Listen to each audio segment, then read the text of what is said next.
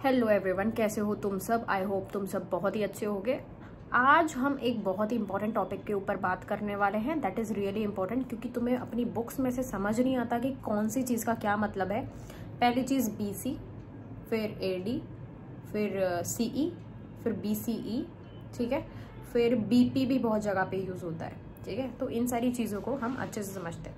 तो सबसे पहले एक बात समझो, BC का मतलब होता है बिफोर क्राइस्ट, ओके। AD का मतलब एनो डोमिनी, ओके, ये पता है। CE का मतलब कॉमन एरा, ओके, ये भी पता है।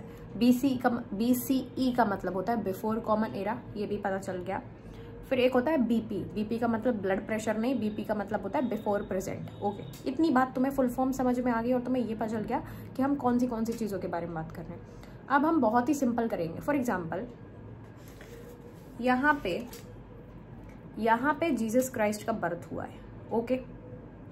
ये है BC और ये है AD। यहाँ पे बर्थ और ये है BC और ये है AD। तो जीसस क्राइस्ट के बर्थ के पहले वाले ईयर्स को हम कहते हैं BC।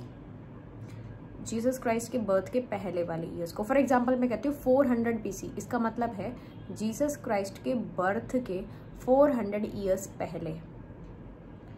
अगर मैं करती हूँ BCE और मैं कहती हूँ 400 BCE, तो उसका मतलब भी है जीसस क्राइस्ट के बर्थ के 400 ईयर्स पहले।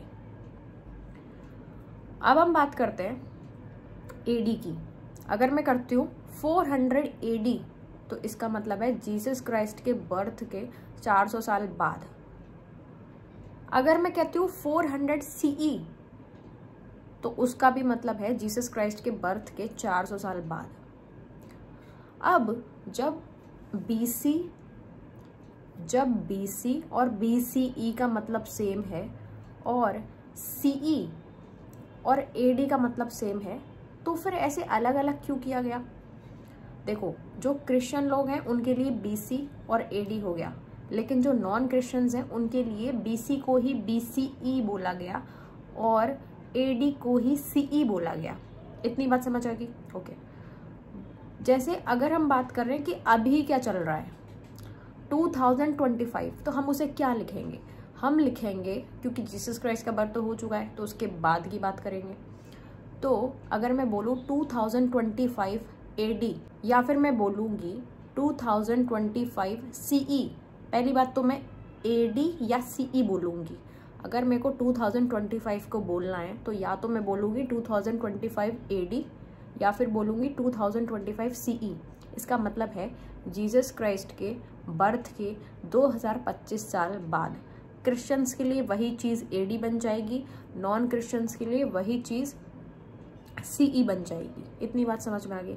अब बहुत जगहों पे बुक्स में BP भी लिखा जाता है, ठीक है। तो BP जो होता है वो एक्चुअली आर्कियोलॉजिस्ट जो होते हैं वो यूज़ करते हैं। वो क्यों यूज़ करते हैं? BP का पहली बात तो मतलब होता है बिफोर प्रेजेंट, मतलब आज से कितने साल पहले।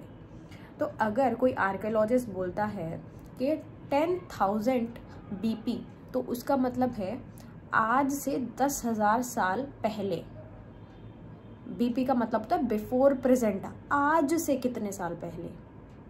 आई होप आपको समझ आ गया हो। अगर अभी भी कोई डाउट है या कोई और अजीब सा डाउट है जो कभी क्लियर नहीं होता, तो just mention that in the comments and I will definitely make a video on it.